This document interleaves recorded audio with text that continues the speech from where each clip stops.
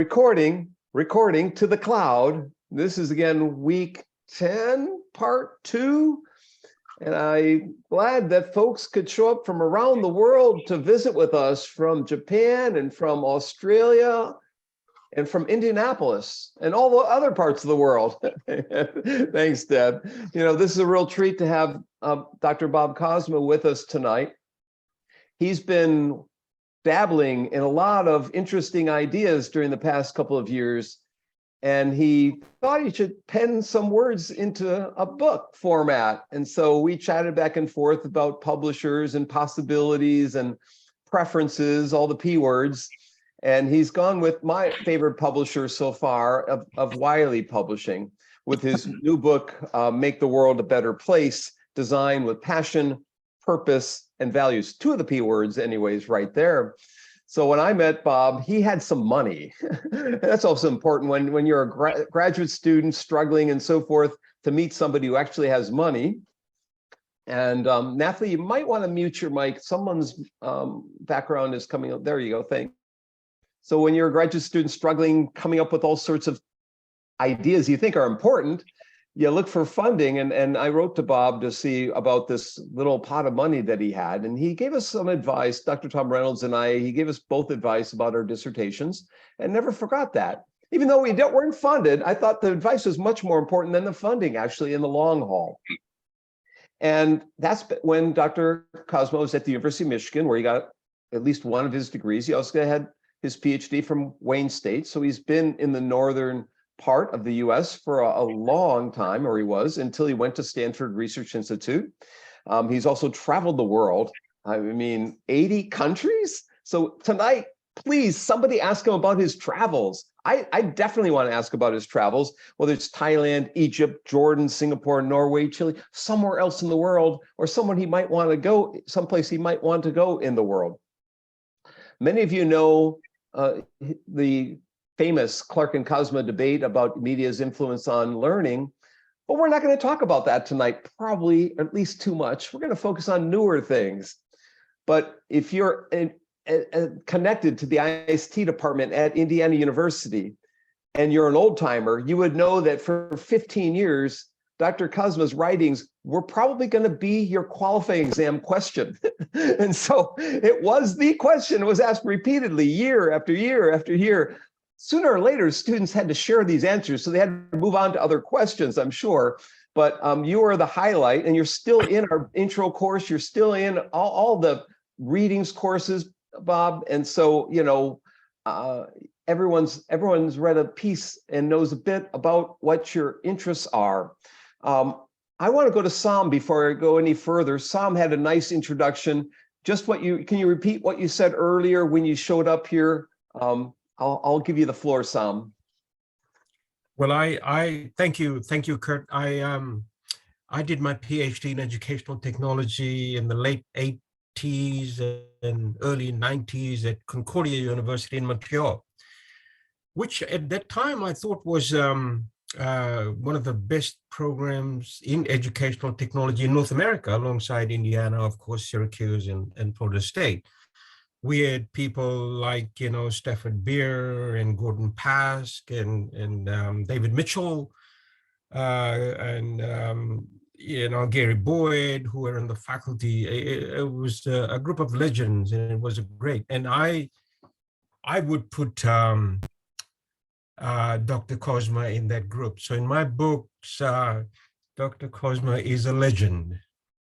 Thank you for jumping in here, Sam. So Sam was in Fiji, the University of South Pacific, running things there, and now is in Melbourne.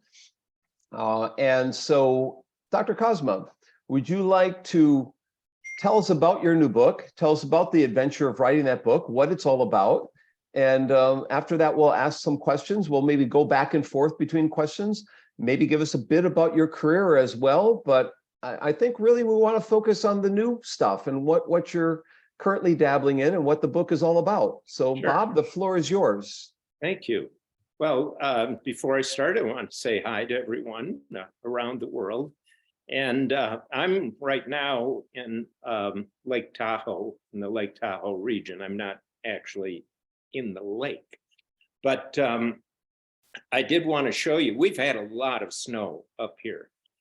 For those of you who are in the northern climes, this will be impressive. Maybe even if you're in the southern climes. Let me give you a glimpse at what we have here. If you can see this. Maybe you can't, but that's our back door. And the snow is actually above the door. The snow actually goes all the way to the roof. So we have a lot of snow up here. It's pretty unusual. This is the second, and we're not done with the season yet, but the second most snow that we've had since since I started measuring it, I guess. So we just had our roof cleared, which is why there's so much snow kind of surrounding the house. Otherwise, we'd be at a risk of the roof collapsing, which actually has happened in some of the houses around here. So with all that, I thought I would start, as Kurt suggested, talking about the book. Many people think of me as the technology guy or the media guy, and Dick Clark is the design guy. But actually, I've considered myself a designer kind of going way back. And design actually has kind of organized my thinking throughout my life. And some of that came from going way, way back. I was in high school, and there was a competition in aeronautical engineering at the University of Detroit. It was a regional competition that included Windsor and in Ohio and so on. And I submitted a design. I designed a spacesuit to walk on the moon. Now this is way back in 1963. And I won first place. So I thought, gee, I'll go into aeronautical engineering. And I did, and I hated it. I hated it. I thought it was going to be a kind of design I thought of as a creative endeavor. But if you're in engineering, design is not all that creative. So I toughed it out for a year and then transferred into political science. And ended up actually, because what kind of a job do you get with a political science degree, you know? So I ended up applying for the Peace Corps and VISTA, which is a kind of volunteer corps. Ended up in the teacher corps, where they were taking generalists, BA generalists, and turning them into teachers. And at the same time, giving them a master's degree and so on. So we were teaching full time at the elementary level because they really needed teachers at the time. And taking courses. And then I ended up going on for my PhD and ended up going back to Ann Arbor. At any rate, as I said, I've always thought of myself as a designer. And when I retired a few years ago, I had this notion of writing a book about design, kind of based not just on my thinking and my own experiences throughout my career, but in my own research, but that of many others. And I thought it would take like 9 months, something like that, and I could write it off the top of my head. Well, 3 years later, I'm still working on the book. And a lot of that was research, looking at what other people wrote. And I learned a lot. Actually, that was the primary activity I was engaged in, was learning. But I finally finished the book, and it's coming out next month from Wiley. And I thought I would start the conversation today by reading a few pages of the book to give you a sense of where I was coming from. Because this went way beyond instructional design or design of media and so on. I mean, I really steeped myself in the whole notion of what is design and why do we design, and what's good design. So in the course of our discussion tonight, what I'd like to do is start with this reading, but then cover a number of topics I know you're reviewing in the course, like definitions and frameworks, history, the leaders in educational technology, or actually what I'm going to be talking about is design more generally, values, ethical challenges, trends, roles, and so on. So I'll be touching on a lot of topics that I know Kurt is covering in his course.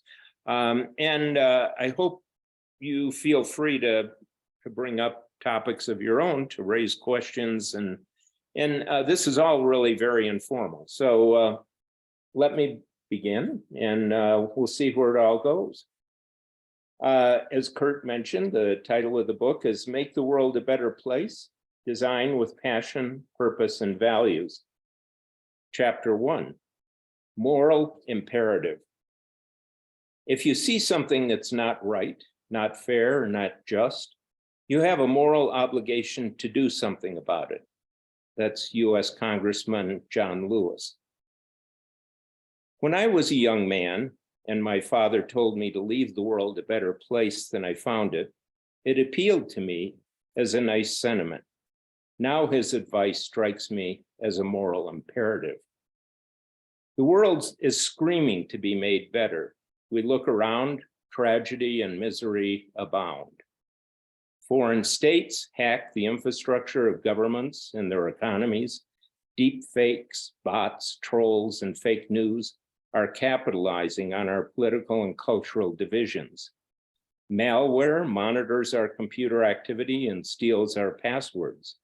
And ransomware captures our computers and holds our companies, records, projects, finances, and health hostage. Our preferences are sold to advertisers, our privacy lost. Our excesses are overloading our trash dumps, fouling our oceans and polluting our rivers and air. Each year, US municipalities dispose of approximately 250 million tons of solid waste left over from our consumption.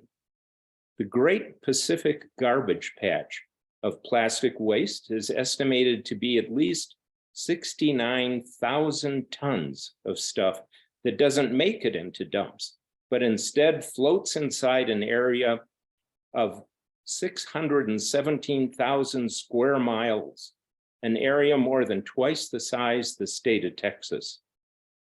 In the US, more than 33 million people, including 5 million children, are going hungry, according to the US Department of Agriculture. 12.8% of Americans live in poverty. Throughout the world, 138 million people in 47 countries are on the edge of hunger, with 135 million more suffering from malnutrition. The World Bank reports that in 2020, after nearly a quarter century of steady global declines in extreme poverty, poverty reduction is its worst setback in decades. The report estimates that as many as 115 million more people have been pushed into extreme poverty during the COVID pandemic. This is a level of poverty that economist Jeffrey Sachs calls poverty that kills. As I write this in January of 2023, the world has experienced 6.7 million deaths due to COVID-19. 1.1 million COVID deaths have occurred in the United States, and over 100 million Americans have been infected. At its worst, 10 million jobs in the United States were lost due to the pandemic. And each day, 800 small businesses were closing for good. Globally, the equivalent of 255 million full-time jobs were lost, with 3.7 trillion in lost income.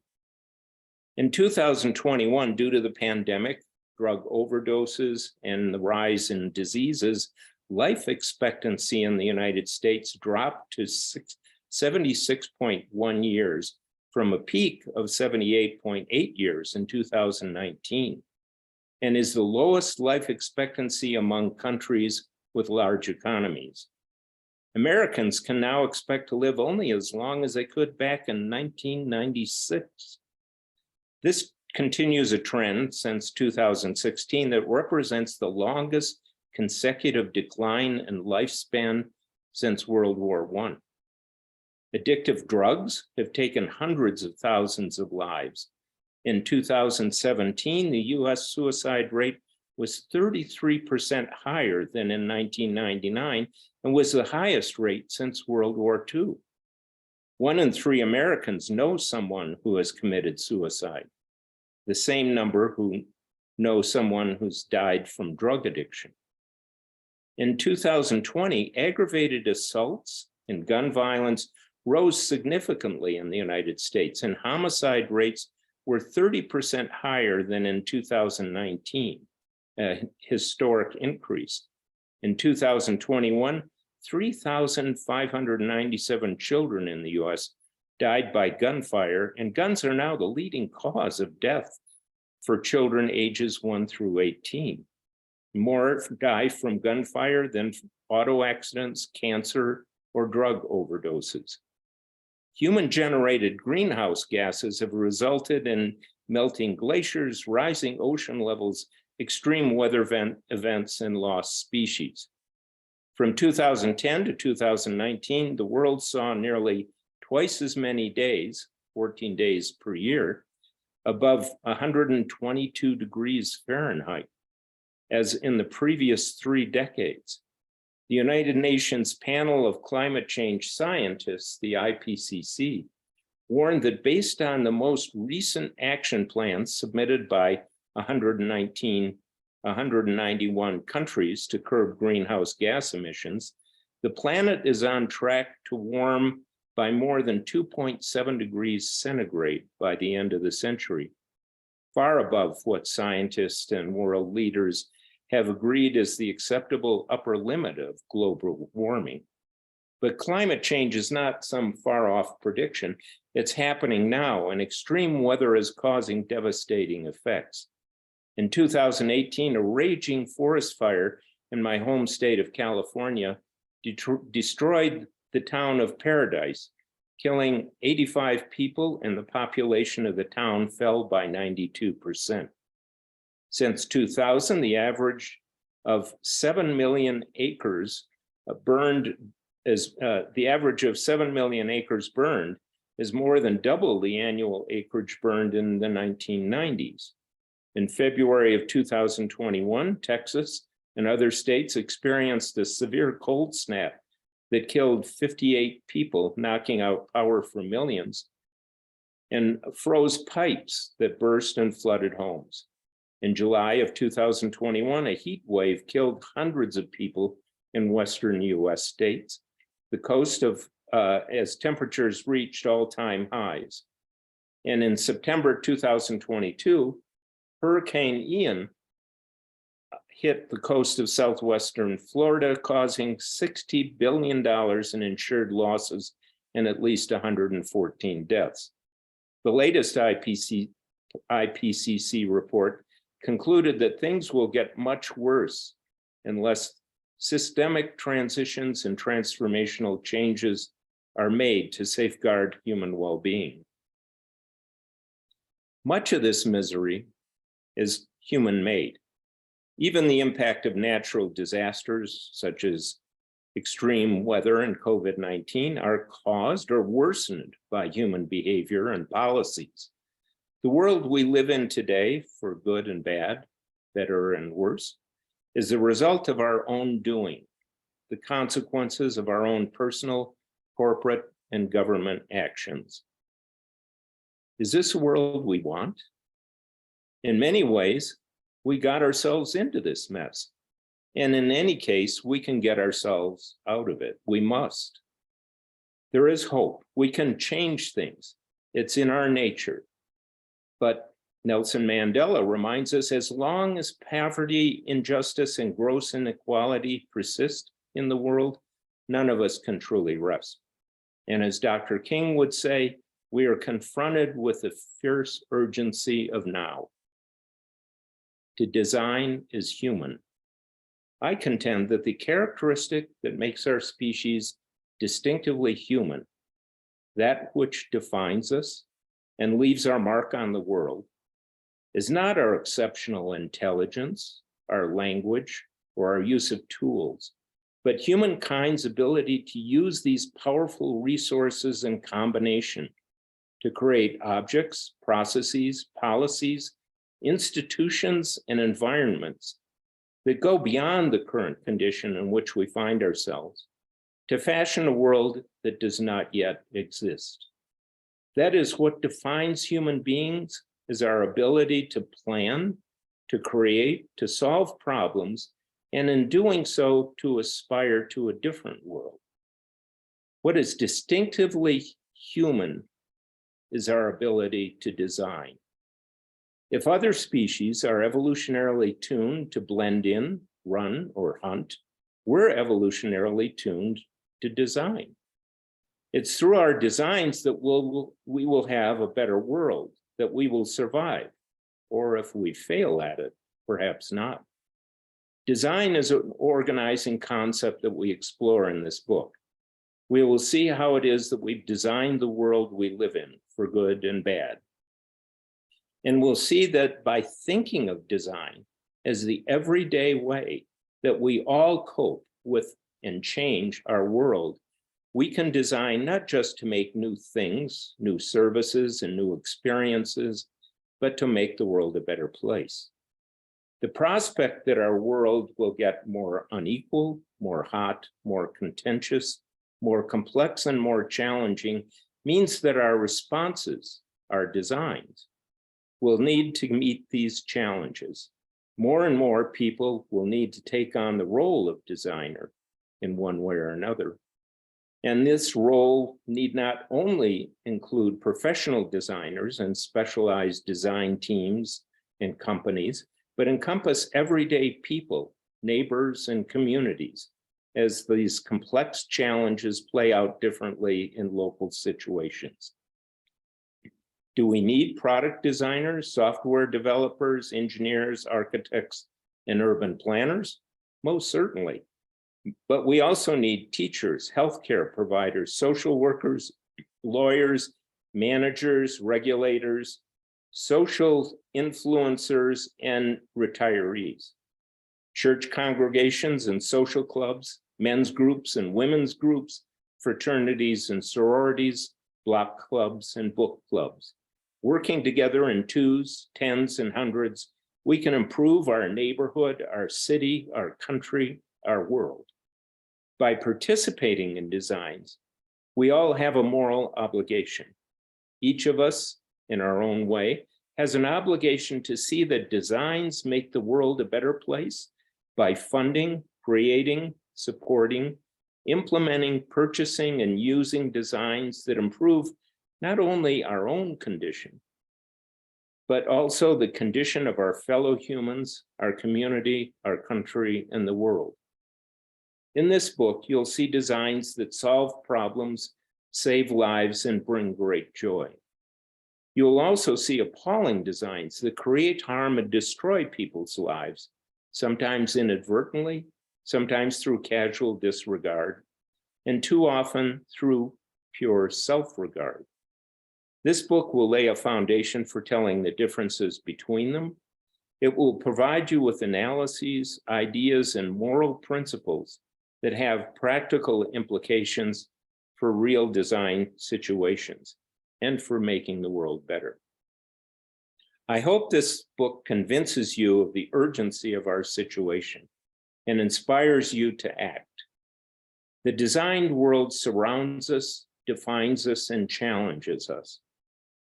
The future of the world and the human race may very well depend on our ability to develop the creative, innovative, and moral capacities of each of our citizens so that our future designs will meet the challenges of the increasingly complex and critical problems we face. It is your passion, purpose, and values, coupled with your creative ideas and efforts and those of many others, that can help us get from where we are today to where we ought to be. We do now and will forevermore live in a designed world. And it is imperative that we, all of us, design it better. Okay, that's the first few pages of the book. As you can see, I took on a lot of stuff, but I'd be glad to unpack some of that with you and kind of go into more details about some of the topics embedded in that, if you'd like. So Matt had a question, but I think given your question is related to his prior work, let's go on to the current book first. We'll come back to you, Matt. But I also want to ask real quickly, Bob, I endorsed this book and I haven't gotten a copy of the book. You mentioned January 2023, you wrote some of that opening piece there. Is the book coming out in the coming months or is it already out?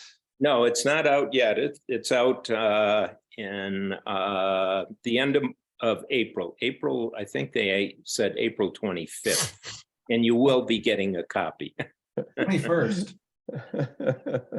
Anyone Amazon says it'll deliver on the 21st. There we go. Wow, okay. Amazon's always right. Bo, you have a question for Bob? Do I have the floor, Give Kurt? me a second, I'm gonna grab a book. Okay. Yeah, go ahead, Sam. Thank you, Dr. Kozma. I was just amazed by all of this, blown away, and the best decision I made today. And thanks, Kurt, for sharing Dr. Kozma with us. I mean, it's such a privilege, and you've just hit the nail on the head in so many ways. And I just dropped a few notes along the way when you were talking. Why don't the questions that I would love you to elaborate on is why don't educational technology programs or teacher education programs in institutions think more of design as a science of the artificial? And you would be obviously familiar with the work of Herbert Simon, going back. And why don't we see teaching as a design science? And should we see teaching as a design science? Of course, you've just said that everybody is a designer in one way or the other, and surely we agree with all of that. But we tend in academia, we tend to associate design with architects and engineers and so on, but we don't see teachers as design scientists. And given that we are most of us are from the Faculty of Education here or School of Education, one way or the other, I would love you to reflect on the idea of teaching as the design science. Yeah, Bob, before you jump in here, just want to mention Sam is the editor of Distance Education. If you want to read more from Sam Naidoo, he's for a quarter century, he's been the editor of Distance Education, a great journal, tier 1 journal. And thanks for Sam for popping in. Go ahead, Bob. Sure. Thank you, Sam, for that question. I think it's a very important one. And I think one of the reasons why design isn't going in the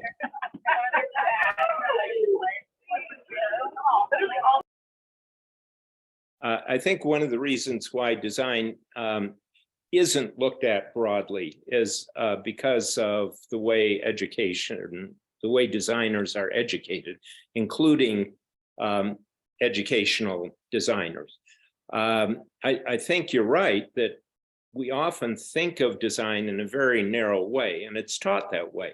So you apply to the School of Architecture or the School of Art and Design, and you become a fashion designer or a software designer or a product designer. You don't think of design quite broadly. And the book that you mentioned, Sciences of the Artificial, is one that I won't say it's my Bible because that sounds a little too heavy, but it's something that has influenced my whole career. And Simon has, going way back to when I was in political science. Actually, that's when I first read Simon, was back in the 1960s. And I wrote my thesis on applying the general problem-solving model that he and Newell came up with to the legislative process in the United States. So, so even as a political science major, I was thinking of Simon in this kind of very broad context, and the reason that he inspires me in this way is his definition for design, which is a set of activities, purposeful activities, that are intended to take the current situation to a preferred one. So it doesn't have anything to do about computers or fashion or architecture or anything else. It's taking the current situation and going to the preferred situation. So if you look at it in that general way, there are a lot of ways, well, a lot of ways that we could consider by getting from here to here, that design shouldn't be looked at in this narrow way. And in fact, if you think of the kinds of skills that are needed to get from here to here, they go beyond any specific design discipline of fashion or automobiles or software, computers, user interfaces or experiences. All of those take us to a very narrow way of thinking about design. And when you think about design from that specific situation, that specific discipline, that's the discipline you begin to look at all situations from. So kind of all situations then that come to you, you look at through this very narrow lens. And to answer your question more specifically, Sam, when I was teaching design, instructional design, the first couple weeks of the course, I had students read a whole variety of design literature. And the first paper they had to do was come up with their own kind of philosophy of design. And Simon was, of course, one of the people that they read, but they also read architects and psychologists, and that there was quite a wide range of readings that they had to help them think through their personal design philosophy. And then once we got into instructional design, they had an assignment of coming up with an instructional design for a particular problem that they selected, but they had to go back and justify the way they designed and what they designed based on their personal design philosophy. So I totally agree with you. I think we should be thinking about design and it to the start in this much broader way, so that as educators, we can think of when we get from here to here, well, it may be that instructional design will get us from here to here, but it may be a much bigger problem, a much more complex problem that requires sociologists, that requires economists, that requires a whole variety of ways of thinking about the situation and how to get to this situation, the preferred one. One of my other idols, if you will, up there along with Herb Simon, is Eleanor Ostrom, who you may know because she was a faculty member at Indiana University. And she was the first woman to receive a Nobel laureate, a Nobel Prize in economics. but her field was political science. And actually, so was Herb Simon's, which is part of the reason why I read him in a political science course. But their thinking was much broader. I ran across Eleanor Ostrom. I'd never heard of her before until I started writing this book, because she has design principles. And I thought, oh my God, there are two Nobel laureates, Simon and Ostrom, who have thought about the world in terms of design, which makes them my heroes. Eleanor was known because she resolved what's called the tragedy of the commons. And you may or may not be aware of this literature, but the premise is that there isn't a way, according to the original position, to resolve the tragedy of the commons, which is that if you have a shared resource like a meadow, and you have farmers that are all using this shared resource, it's the advantage of each individual farmer to add another cow and to keep adding cows, because it doesn't cost them anything to add more cows except the amount for a cow. But the resource doesn't cost them anything more. But eventually the resource collapses because you have too many cows. And the original position is that there were only two ways to respond to this. You either privatize the field, in which case the person that owned it would only use as many cows as would keep the meadow functional, or you had a government regulation that would regulate the cows, but you couldn't keep that in common and maintain it without collapsing.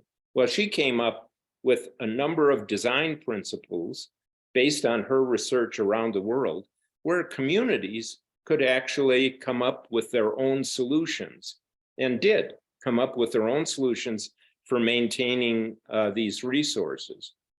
Many other researchers and designers since then have taken the idea of shared natural resources and come up with ways of thinking about communities as generating resources, not just maintaining resources, natural resources like meadows and forests and rivers and so on, fisheries, but creating their own resources to meet their own needs. And that's really the position that I take in the book, is that, you know, we're all designers. And if you look at design in this way, as Simon does, that this is our natural response to a complex environment, where we change the environment to meet our own needs. So Bob, we've got a couple of people who are not here. We're going to go to Bo's question next, just in a second, Bo, if you have that ready. Tom Rees from Georgia says hello, and he got taken away by a bunch of poker players tonight. And Cindy Mello Silver says hello from Indiana University. Wow, super.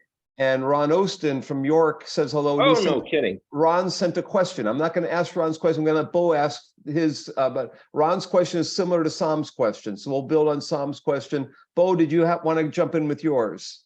Yeah, I'll go ahead. As you were reading the excerpt from your book there, it got me kind of thinking about another book I'd read in the past. It's called Teach Boldly, Using EdTech for Social Good.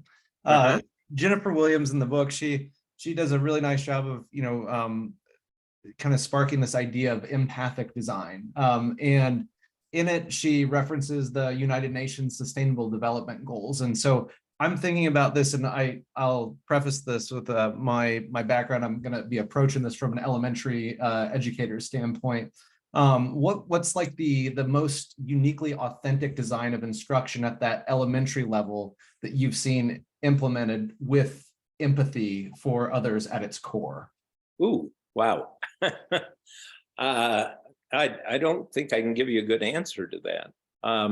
But I can answer from a more personal perspective, and this may miss your mark, but the idea of teaching boldly really speaks to me, in part because, as I mentioned, I was an elementary school teacher early in my career, and had the fortune of being involved in an experimental federally funded project in the inner city of Detroit, which is where I was teaching. In that program, they literally emptied the school of teachers and kind of started over. They did this in collaboration with the teachers union, but to be a teacher in this school, you had to kind of apply to get into that school. And actually it was a network of 4 elementary feeder schools into a junior high school in Detroit. The thing that was exciting as a teacher about this program is we had a lot more autonomy than many teachers did. For example, the curriculum was developed by teachers. I mean, this was before national or state standards. In fact, some of the work that we did was actually fed into the Michigan state standards ultimately. I was a math teacher, and there was a committee of teachers across this program that got together periodically and kind of fine-tuned the curriculum. It was all what we called at the time objectives. Now they would be called standards. And we would constantly be fine-tuning these and creating assessments of these standards. Now, let me be more personal in the way that I taught my class, which was quite different than a lot of teachers. But each of us had a lot of autonomy in the way that we went about teaching these. Now, I was teaching 4th grade, and we had a kind of platoon system where I had 4 different classes of students that came through. Now, the way that I structured my class was like a study hall. I didn't do any lecturing at all. Each of the students knew what they knew and what they didn't know, because we tested them, and they mastered these objectives, but not those. And so the students were all over the map. Even though I was teaching 4th grade, some students were still working on 2nd grade objectives. And some were at the high end of 4th grade and starting in 5th grade objectives. But each student could pick their own, because they knew what they knew and they knew what they didn't know, they could pick what they wanted to learn next for this particular day. And this was all before computers. It would have all been, computer assisted in one way or another otherwise. But I had a bunch of exercise sheets for each of these objectives.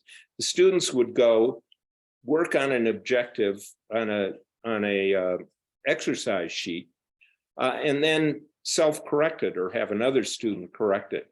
And if they got 3 100s, then they would come up to me and they would take a mastery test for that objective. And they had to get 100 on that. Not only did they have to score 100, they had to explain to me personally why they answered the way they did and how they worked out their answers.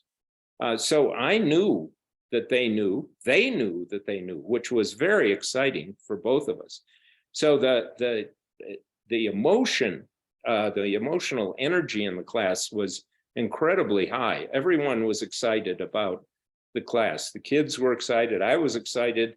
All of my instruction was one-on-one. If a student had a problem that they couldn't figure out while they were working on these exercise sheets, they would go to another student or they would come up to me and ask for help.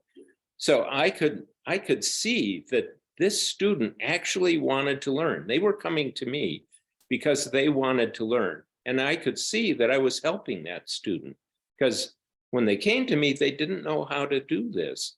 And when they left, they knew. and they knew they knew.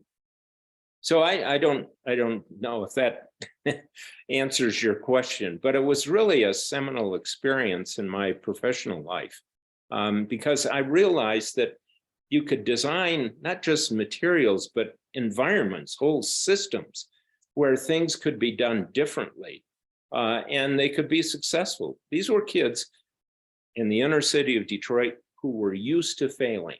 That was school for them. And in this class and in the other classes in the school that were also taught by creative, innovative teachers, they were learning, and that was exciting for all of us. Bo, did that answer your question? Yeah, it's great. I appreciate it. I appreciate you giving me a personal example as well. That makes it a little bit more authentic to me. Thank you. So Bo's up in Lafayette, where another school called Purdue is up there, as you know, Bob. But he's an Indiana University student. We grabbed one away from Lafayette. We're going to go to Sanjaya Mishra next, who's at the Commonwealth of Learning in Vancouver. He's worked in Delhi at Indira Gandhi National Open U at IGNOU, the second largest university in the world, and he was at UNESCO in Paris after that. So he has a lot of rich experiences. If you've not been to the Commonwealth of Learning, go to col.org. You can get many free reports about blended learning and open educational resources and working with disadvantaged populations around the world, what you can do for open access.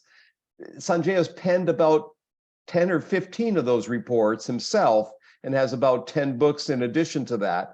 He's probably one of the most widely published people in the world and is one of the founders of the Journal of Learning for Development, which is a fantastic open access journal.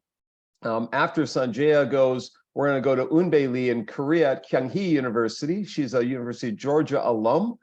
Should have been at Indiana too, but her sister did come to Indiana, and her brother-in-law came to Indiana. So we got 2 out of 3 here. Before Eunbae goes, Sanjaya, you want to enlighten us with your brilliance here, Sanjaya. Hi, Bob, and it's a pleasure and privilege to listen to you. And I'm waiting to go through the book. The title itself, and Som is smiling. He knows that how passionate we both are about design science as such. We have done several workshops and we talk about teaching and design and focus on helping people designing learning as such. So this is a book that I'm eagerly waiting to read. And thank you, Kurt, for sending this invitation for this, to listen to Bob for this.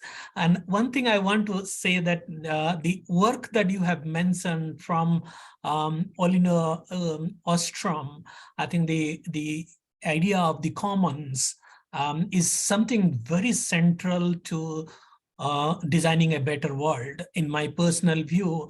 And one of the things that we have been doing, and I have been really inspired by our work for quite some time, and the work that we actually do in the field of open educational resources, sharing educational resources for the whole world, is many times that when I speak about OER, I actually speak from the perspective of what Oline says, how do we really manage the resources that are commons to everybody, and how community can really manage teaching and learning resources themselves. That's something I get inspired, and I'm very happy to see that you have covered that as one of the pillars of your design thinking. But one thing I want of course, I'm looking forward to read, I'm curious as such, but this is an opportunity to ask this question to you, and if you can really elaborate something you have touched very fundamental things, which I just read from your blog website thing, where you have said this design is fundamentally narrative and moral activity. And this is something has really touched me a lot. And I think if you can really elaborate on that, normative values are something very important for us. For example, when I worked at UNESCO, we used to talk about those normative values a lot. So I think if you can highlight those things, normative and moral aspects of the design, a little bit in short. Sure. So Bob, before you answer that, Sanjaya, could you enlighten us just to tell everyone about the project you're doing for the teachers in the Global South in offering MOOCs and other forms of open ed to educate them and get them certificates and so forth. That might be of interest too. Just briefly, if you could mention that. Yeah, thanks, Scott. At Commonwealth Learning, we are actually developing several courses. We work with partner institutions. For example, I work with the Athabasca University, and we have developed so far 4 MOOCs on different areas. Like currently, we are offering a MOOC on communities of inquiry. We had a course MOOC on blended learning designs. We had a course on leading change in a digital world. So we have different types of MOOCs that we design, particularly focusing on teachers and teacher educators around the Commonwealth. And we help institutions in implementing technology-enabled learning in a very systematic way, going through a development of policies, building their capacities to and then helping them to use technologies appropriately, more so about open technologies and open educational resources. So broadly on that. You might want to mention what countries you're dealing with. 56 Commonwealth countries now. There are 56 Commonwealth countries, and it's a huge list, of which there are 32 are small island states, all over the world, spread across, starting from India, the biggest populated country, to the smallest one, like from Kiribati or Vanuatu, is about 10,000 population in the Pacific. Bob, you got an answer now? I think so. I think it's a great question, and it really is central to the whole premise of the book, because what Simon does when he gives us this definition of design as a process of getting from where we are to where we want to be, he doesn't tell us where we want to be. I mean, he leaves that up to us. So it raises the question, but it doesn't give the answer. And the question is, what is good design? And the answer to that is fundamentally different than the way that we think about good design from this traditional perspective of fashion design or software design or product design. Because if you look at all of the contests or the competitions about good design, they look at the features of the design. They look at the look and feel or the functionality. They look at the thing that comes out of design. But if you're Simon and you say, well, design is the process of getting us from here to where we want to be, then we have to ask this question. Good design is, where is it that we want to be? We have to answer that question.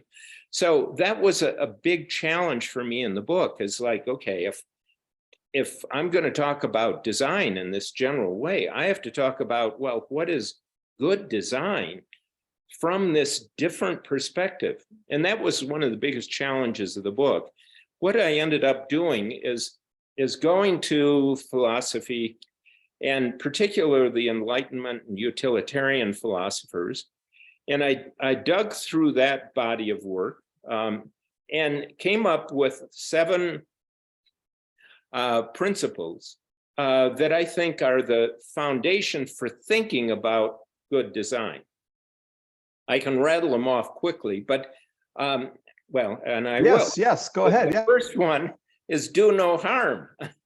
The second one is to reduce harm where it exists. The third one is to increase happiness and well-being. The fourth is to advance knowledge and agency. The fifth is to address injustice. The sixth is to advance, the sixth is to, the fifth is to address and to promote inequality, to promote equality. The sixth is to address injustice, and the seventh is to build compassionate, supportive relationships and communities. So these are really kind of basic values that are ones that need interpretation to apply in a specific situation. So what I then do once I say is, okay, any design that we would get us from here to here needs to address these issues of certainly doing no harm, of advancing happiness and well-being, of building community, addressing injustice and inequality, and so on. So that's a very different set of issues or thinking than this kind of look and feel or functionality, which may be important, but that is not what's going to get us from here to there. That's not the criteria we use. But then that creates what in the course might be called an ethical challenge, which is, well, not all of us agree on what is justice or what is well-being, and how do we know what's good? People differ on these things. So actually, that's yet another process of socially constructing what these moral principles mean in practice, in specific situations, in a specific design. So what I talk about in the book is an advocate is design as a moral discourse among co-creators. So in the situation that you're talking about, Sanjaya, thinking about communities where education happens, and thinking about those communities as collaborators, as co-designers, that often they are coming up with designs that help them. So that design is not something that's done to people. It's something that they do to help themselves improve their condition. And that has a whole bunch of other implications about the role of designers, the skills that they need. They go beyond just kind of designing instruction per se, to helping mentor, to facilitate the kinds of things that we talk about that teachers need to change when looking at students. The sage on the stage to the coach on the sidelines, that these different roles that designers need to take to engage people in designing their own solutions for the problems that they feel, rather than just coming up with yet another first-person shooter game or designer purse. Excellent, Bob. Thank you very much. We'll move on to Eunbae, who's got a new position. She was at Catholic University in Korea, was at Georgia Southern before that, I believe, and the University of Georgia before that. She's now at Kyunghee University, a very lovely campus in the northern part of Seoul. I visited a couple of times. And Eunbae, would you like to dazzle us with your brilliance? Sure. Thank you so much for having us, Dr. Bonk, and giving me the opportunity to ask a question to Dr. Kozma. My students, graduate students, were very excited that they were given an opportunity to listen to Dr. Kozma, and some of them are here. So I wanted to ask you a burning question that I had for a long time. So we design to solve problems. You mentioned the hunger, from hunger to pandemic to violence. It takes a great deal of people's beliefs and values, and takes a great deal of discourse and negotiations. But it got me thinking that, is there a problem that we cannot solve by design? I'm sorry, could you restate that? Okay, so is there a kind of problem that cannot be solved by designing? Well, I hope not. If that's the case, we're in deep problem. We're in deep situation. But let me try and address that from where I think you're coming from, which is that understanding the problem, understanding the current situation is really an important part of getting us to where it is that we want to be, the preferred situation. We need to understand both of those. So if we don't understand the current situation, which in a lot is the case often, that, or if worse yet, we misunderstand it. Yeah, there isn't going to be a way that we can get from here to here. There isn't going to be a design that's going to help us solve the problem. So yeah, there are situations where we can't come up with designs. There are problems that we can't find designs for because we don't yet know the nature of the problem. And this, it's not just the specifics of the problem, but the fact that most problems are part of a complex system of interactive parts. Take, for example, education, which of course is a very complex situation. If you talk to one student, behind the problem that they're encountering may be a whole network of other problems that are the cause of that problem, which may have to do with they come to school hungry in the morning, or they don't know this skill because they don't know a dozen other prerequisite skills that lead to this skill. And there isn't a way to get here unless we understand the full complexity of the current situation, so that we can address those issues that are fundamental to change in the student or in any particular design situation. Okay. Okay. So there is no problem that cannot be solved with design, but there are some situations that are not well defined to guide us to the end goal or the design process. Yeah, yeah. Thank you. So when you have Unbego, then naturally you need to go to Un-Ok next. So Un-Ok Bach at UC Cal State San Bernardino, an alum of IST here at Indiana University about 20 years ago or so. But we won't name an exact date. Yeah, don't do. Yeah, they can figure out my age. So thank you so much for your invitation to this wonderful session. Kurt, thank you, Dr. Kozma, for sharing your inspirational book. In the description of your new book, you mentioned about person, resource, and activity model. So could you discuss the role of technology in shaping designs and how it fits into your person, resource, activity model?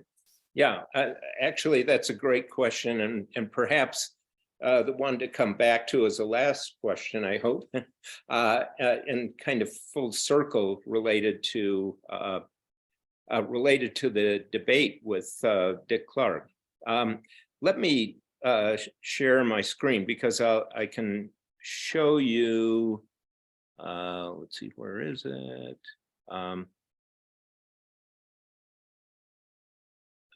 Here it is.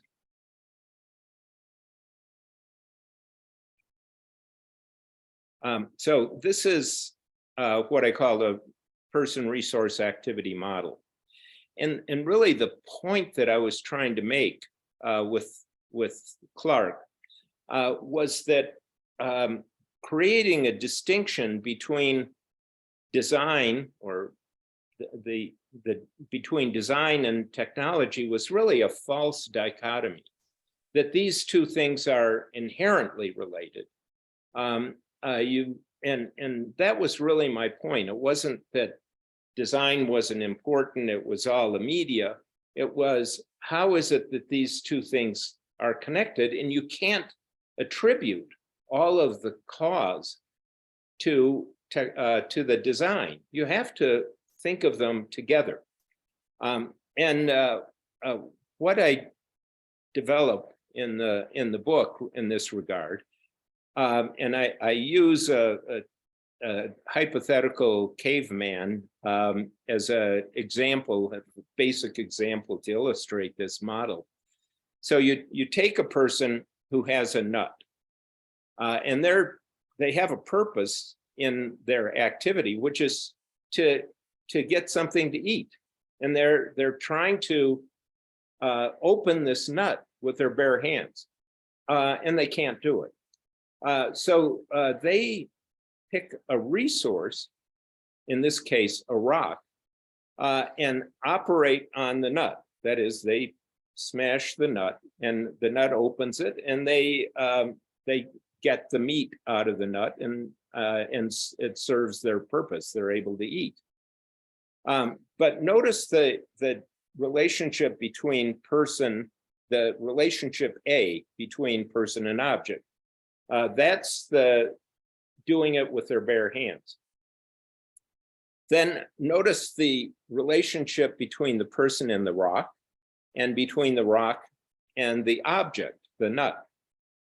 What the rock does is, in this case, you could think of the rock as the technology or the medium, if you want it. What the rock does is change the behavior of the person on the object. So the person, instead of trying to open it with their hands, now takes the rock and smashes it. Now that only works if you think of the attributes, or if you will, the affordances of the rock. The rock is, if you think of the rock by itself, it just sits there. It doesn't do anything.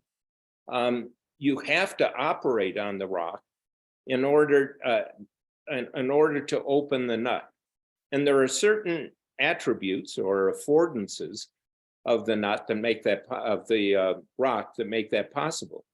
First of all, it's small enough that you can grasp it with your hand. Secondly, it's heavy enough that when you bring it down on the nut, it opens it up. But there are also attributes of the person that connect with that attributes of the nut, and that's what makes them affordances, the attributes of the rock, excuse me. So the rock only affords these behaviors if the person is able to pick it up. A boulder doesn't have that affordance. I couldn't pick that up. Or a different resource, like a bow and arrow, which has different affordances, but it doesn't have affordances that would allow me to open this nut.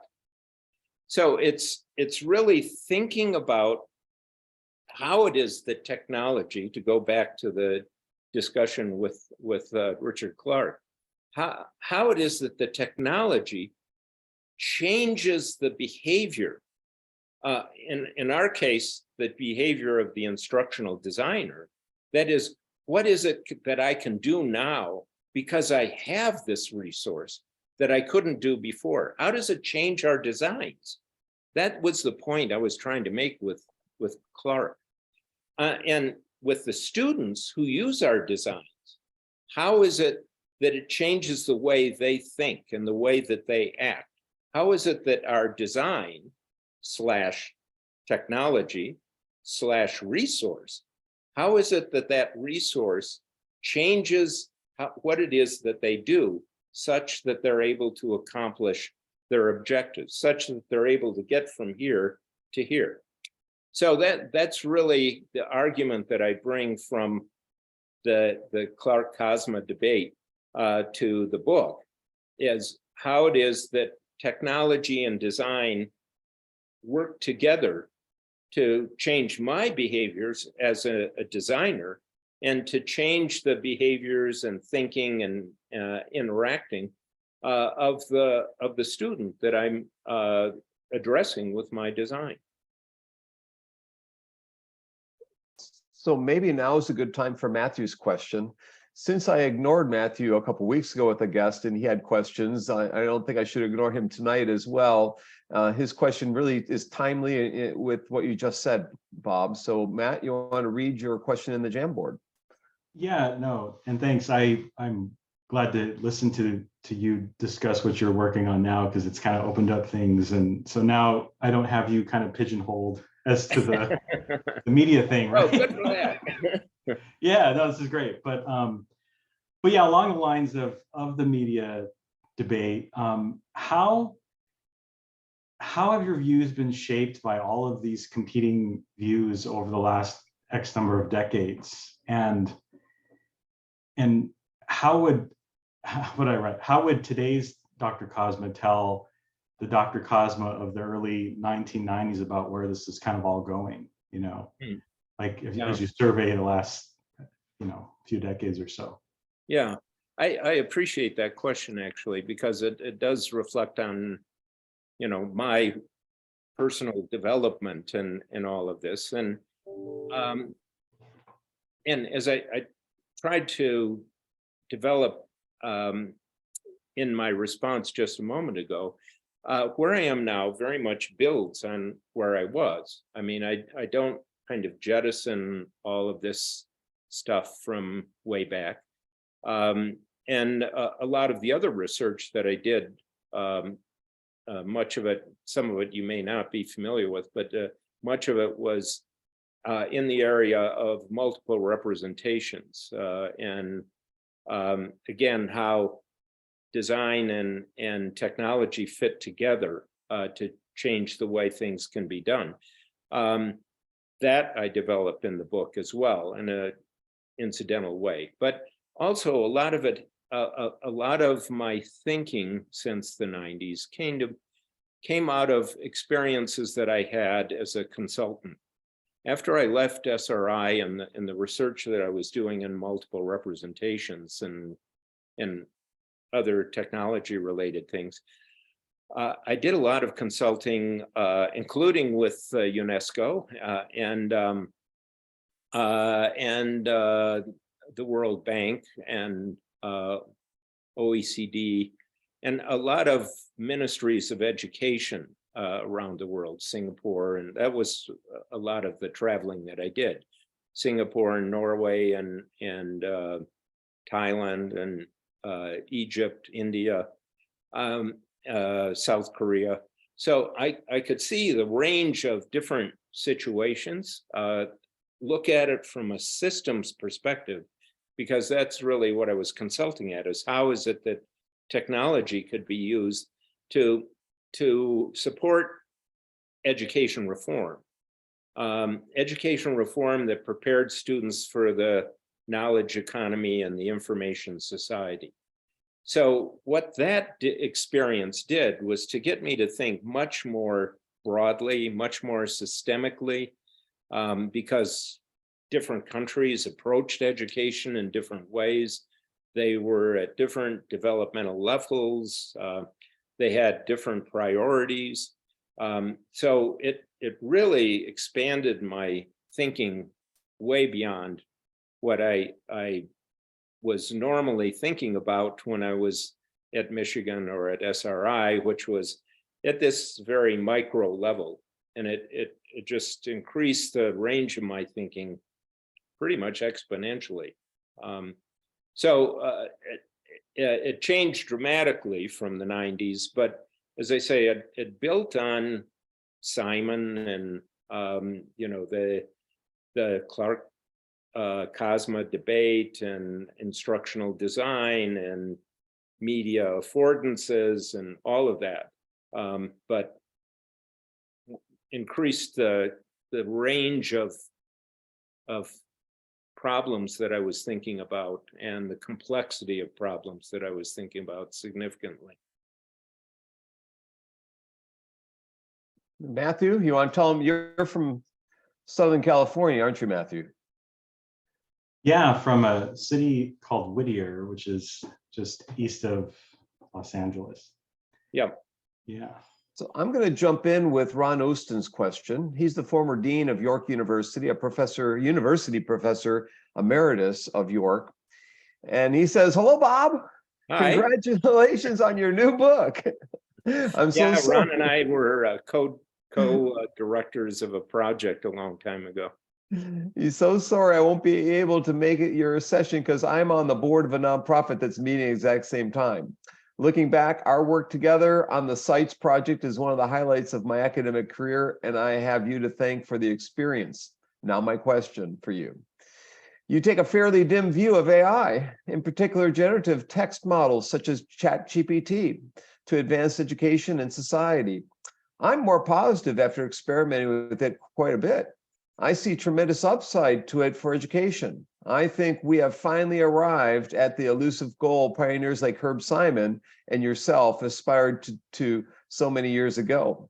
How would you have preferred AI to merge, if not by a selfish group of techies? Unfortunately, greed is one of the strongest motivators for humans, which is probably something we'll never change. Ron Ostin, York University.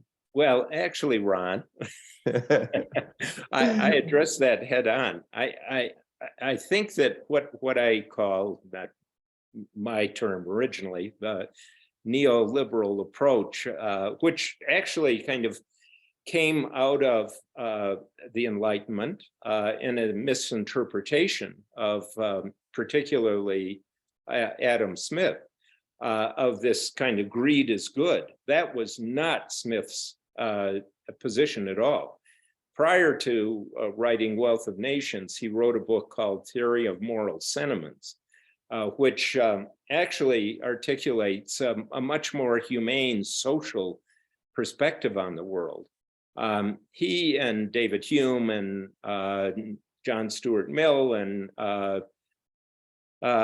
many of the others who are normally attributed to thinking in this kind of narrow, self-serving way were actually reformers, were actually social thinkers, and claimed that people are fundamentally social, that they are out not just for their own good, but for the good of others. So I'm glad to hear that you're on a nonprofit board. That's a good sign, Ron, that you're not thinking in this narrow way. But I think that, especially in the United States, in which where this kind of notion of neoliberal economy and the, as Milton Friedman put it, the only responsibility that companies have is for their own profit, the profit of their shareholders. You know, I think Adam Smith would totally condemn that as a motivation for corporations, and it's not necessary. I mean, there are corporations all over the world that aren't thinking only in terms of the profit of their shareholders. I mean, more and more companies, fortunately, are thinking of much broadly of the of how their corporate efforts can benefit all of their stakeholders, and I think that is a great good. Sadly, there is this framework, this notion that pervades in Silicon Valley, where there are all these libertarian thinkers that are focused just on the profit, of think fast and break things.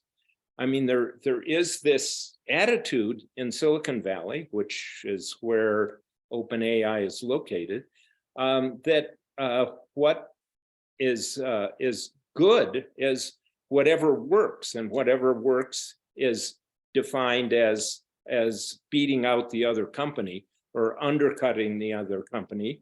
And that, I think, is the kind of mindset that doesn't necessarily result in disaster, but is much more likely to result in disaster than thinking of the greater good, and thinking of all of the stakeholders who are involved.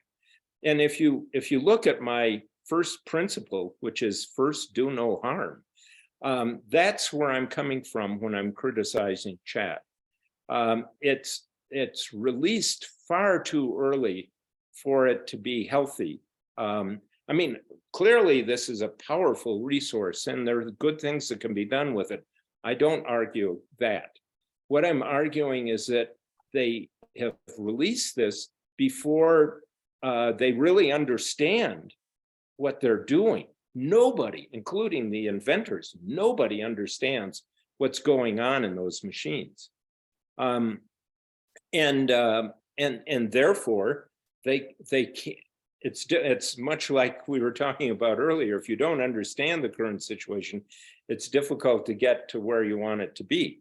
And that's almost inherent with these large language models, these generative AI models. So Bob, Yeah. I see a hand up from Sanjay, and I'm worried he's going to have to leave. So I'm Sure. sorry to interrupt, but Sanjay, did you want to make a comment? No, it was just a clapping for the great point Bob made Okay. about the response on greed. Particularly the position that I argued from in my criticism of chat is that it makes stuff up, and you don't know what it is that they've made up and what it is that's actual.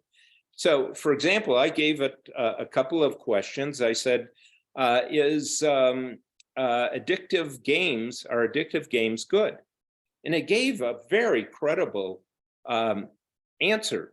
It said, well, on the one hand, there's this, and on the other hand, there's this, and we should just be thinking, balancing these two. And I thought, geez, that's a very nuanced, very subtle response. But then I said, what do you base that response on? And it said, well, there's a whole lot of research that's been done on this. I can't review all of it, but here are 5 studies that I recommend. And the titles of the studies sounded like real research, and the authors of the studies were people who actually published in this field, but none of the 5 or 6 studies that it gave me existed. These were all made up. The titles were made up. I did searches in Google Scholar and the internet. None of these articles existed. And the authors, even though they published in this area, they didn't publish those studies. And in fact, in a couple of studies that mentioned 2 authors, they never published together. So how is it that we can accept whatever it is that it says as authentic, as real, as factual? I mean, that really concerns me. So I think there's great harm that can be done. There's great good that can be done, but they've released this far too early. And it could do, and there are people out there who will certainly use it to do harm. So I'm really very concerned in the long term about this, and things need to be done differently if it's going to be for AI for good. So Bob, we have time for maybe 2 questions. I don't want to keep you too long tonight there. I know Christian has 10 questions for you, but let's skip Christian's. Does anyone else have a question? Because Christian's my TA and he can go last. So I'll let anyone else jump in before Christian. Is Abtar. Go ahead, Abtar. Abtar is coming from KL in Malaysia, probably. Go ahead and unmute your microphone, Abtar. She was at the Open U of Malaysia. After she did a visiting scholar appointment 20 years ago at Indiana University, she went to the Open U, which had nobody, 0, and in 10 years it had 100,000 people. So, wow. Abtar, you want to tell us about that or your question? You're still muted, Abtar. You're muted. Sorry, so many questions, but firstly, I'm so glad finally I got to listen to you, Bob. I mean, we have been talking about you forever, but we never had this chance. And I like to thank, I really like to thank Kurt and I'm glad two of my other colleagues were also in today, and those were important people because we are moving on in. There's so much to talk about education, Bob. I think for me, the pressing issue is what we read constantly in World Bank. You work with World Bank, you work with UNESCO. And I think the fact that the world still needs almost 70 million teachers to be trained by 2030, 75% of 10-year-olds in developing countries cannot comprehend a passage, a small paragraph. I mean, this hurts. I mean, we are teachers, you know, we are educators, and we are instructional technologists. So what can we do, you know, as a group, as a person, to do a little bit more?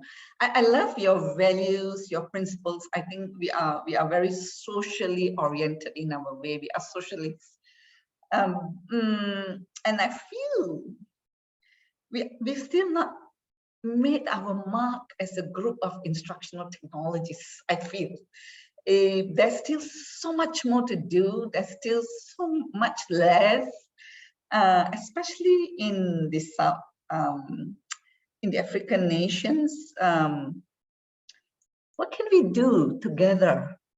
Is there something we can do? Is that some impact we can make? Avatar, before he answers, you want to tell people what your role was in the UAE and what your current university is now in your role where you are now? Oh yeah, okay. Firstly, I hold the APU UNESCO chair. As how do we use innovative technologies to impact teaching and learning? Currently, I'm assisting a group of educators here in the transformation of teaching and learning using technologies. But I don't feel good inside there anymore. I feel like I need to do a lot more out there. The people out there need us. Teachers need us. Teachers are not doing it. I feel teachers are still not doing it right. I love Bob's example of how he did it in the elementary school, because I think this is where your triangle is making a lot of sense. And I feel teachers are just taking a lot of principles and using them irrespective of the social cultural conditions. And I feel that there's not much yet out there that people can use without thinking too much about, am I trespassing somebody's ideas? I mean, we are educators, so I love to hear Bob's. But Avatar, where are you? What university are you working at now? Now I'm at the Asia Pacific University of Technology and Innovation currently. In what city? I'm in Kuala Lumpur, sorry. Okay. Sorry, Kurt. I didn't get that. Yeah. Go ahead, Bob. Okay, well, of course, you guys have really tough questions here. If I knew all these answers, I mean, we wouldn't have any problems, I think. But to try and take a crack at that tough question, which is, if I've got it right, what is it that we can do as a group of educational technologists, given that there's such a huge need for teachers around the world? Well, a couple of things. One is that one of the points that I make in the book is design is local, which is why we need so many designers.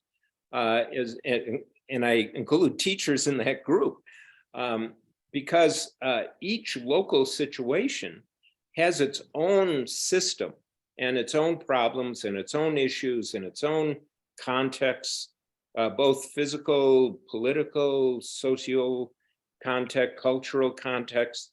So the solution, there isn't a one size fits all solution.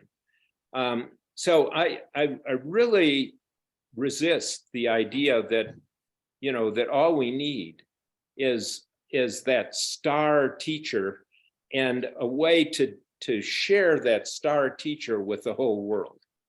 And we need the technology that will allow us to do that. That might make sense if the learning process was merely pouring information from one head into another head.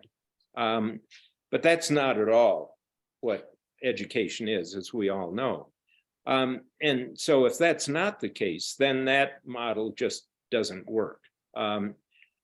We need a lot of really good teachers. And in fact, this, again, drawing on my own experience this time in Singapore, I was an external evaluator for the Singapore technology master plan for about 7 years.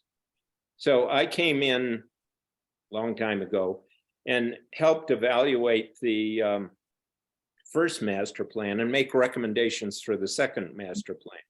And then came in 5 years later, and several times in the middle, to evaluate the second master plan and advise them on the third master plan, and so on. And during that time, I probably visited Singapore maybe 6, 7 times, 8 times, and really came to understand, I think, what makes Singapore one of the best educational systems in the country. And I thought that it was because they're great engineers and technologists, and they just know how to fix things, do things. But it's not that. One of the important differences is that education is a very high priority and very valued in Singapore. The Minister of Education is on the National Economic Advisory Committee, and then the National Economic Advisory Committee, I mean, forget about the cabinet. This is the subgroup of the cabinet that makes all of the decisions, and the Prime Minister is the chair of the group. They make the policy, the big policy decisions in Singapore, and education is at the very top of their priorities. And I had lunch one time with the Minister of Education, and I said, why is it that Singapore does so much better than the United States on PISA? And he said, it's not that we have the smartest students. Our students, our smart students, don't score any higher than the smartest students in Singapore. It's that we address the students at the bottom. We make sure that all of the students in Singapore do the best they can. And if you compare on PISA, the bottom quartile, Singapore students in the bottom quartile score so much higher than bottom quartile of students in the US. And he said, we need to do that because we're such a small country. We have to have everybody in the country working at their highest capacity, whatever that capacity may be. And the way that we do that is we give our teachers autonomy. There's accountability. The teachers are accountable, but they have a lot of autonomy. And the best pupils in the country are among the best pupils in the country go into education. And the policy there is such that students who go into education, the National Institute for Education is their school of education, and they educate almost all of the teachers. There are some other private schools on the island, but their students are treated as employees upon entering in the school. They're paid a salary. They're employees of the Ministry of Education. And they pick the top 10%. Among the top 10% of the students go into education. So the teachers that I met in Singapore are exceptionally capable and come up with great ideas for how to, I mean, they're master designers. They come up with great ideas on how to educate their kids. Sitting in on a number of classes, I was just blown over by how creative and professional the teachers were.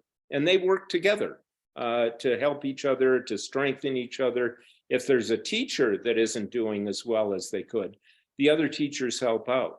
And so it's really thinking of education as a system that we need to be not just focused on technology, but how important education is to a whole country, to the economic and social capacity of the whole country. So that we should be promoting the value of education to parents and policymakers and anybody that we can talk to. So we have to not just be thinking about training teachers or thinking about instructional design, but how education fits into the bigger picture and what we can do to promote education for a better world, for a better country. So I realize that's kind of vague, but it was a pretty difficult question. Actually, Bob, that was an excellent one. I'm very attracted to the fact that you mentioned that we not just play the role of instructional technologies, but try to influence other important communities within within the realm of our areas. So I think that was a good one for me. Thank you.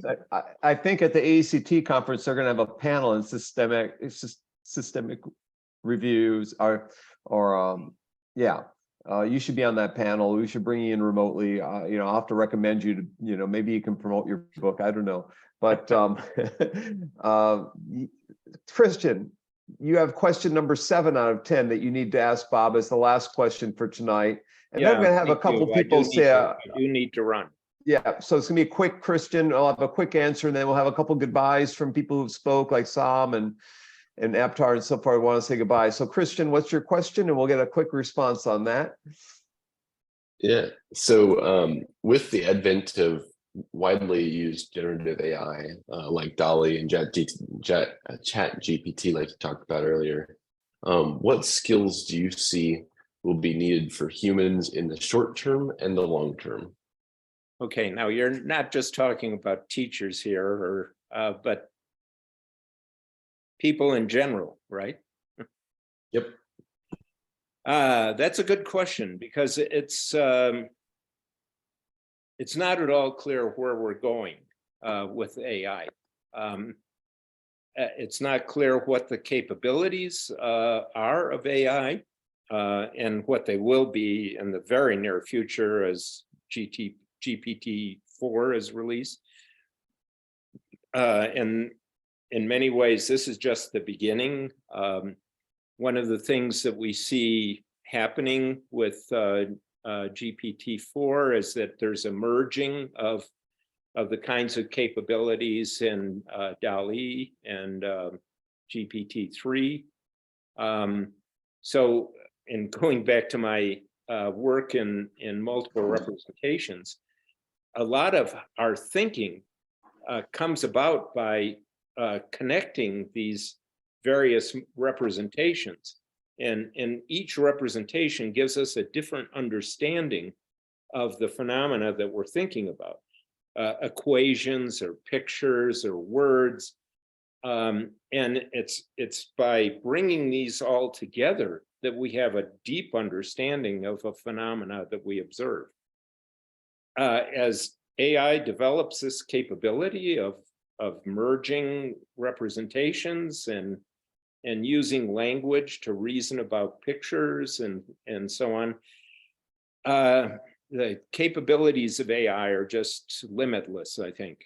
So it makes it very difficult to respond to that.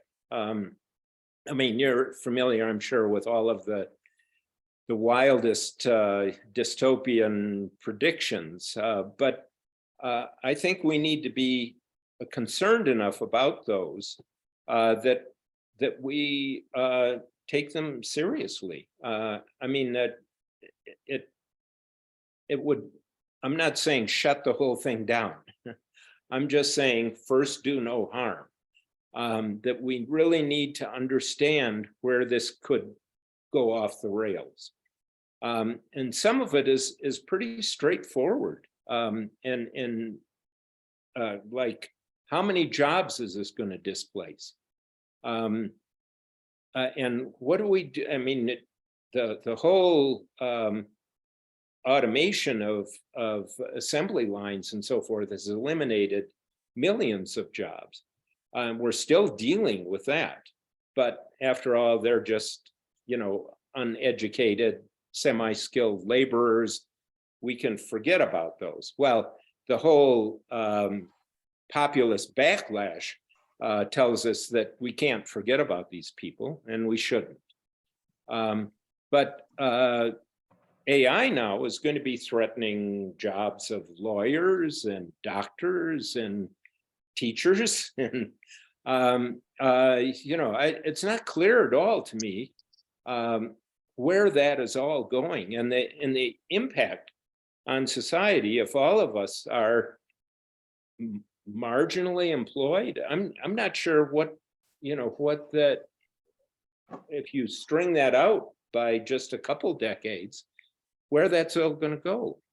I mean, a big concern that I have is the narrative that we've all, at least in the United States, adopted, that if people are poor and they're unemployed and that's their fault. I mean, they're not savvy enough or hardworking enough, or, you know, but I mean, we don't say, gee, it's a system. I mean, some of us do, of course, but the fundamental narrative in the United States is that if, hey, we're all responsible for ourselves. We're not responsible for each other. And if somebody is poor, if somebody doesn't have a job, it's their fault. We're not responsible for that. But, you know, and we can kind of get away with it if these people are uneducated and underskilled. But, you know, if this has the kind of impact that it could have, which is putting massive numbers of highly educated people out of work, at least work in the way that we think of it now, you know, what does that leave us? I mean, are we responsible for, you know, kind of dealing with all that as individuals? How do we act collectively in the face of that? Especially when our primary source of collective action, which is in a democracy, government, that's the whole purpose of government, is that we come together and make a decision, take action where there are problems. But in the United States, our government is now dysfunctional. Yeah. And that's our primary source of collective action, of doing things together. Otherwise, we're just left on our own in this neoliberal model of everybody is out for themselves and everyone is maximizing their kind of their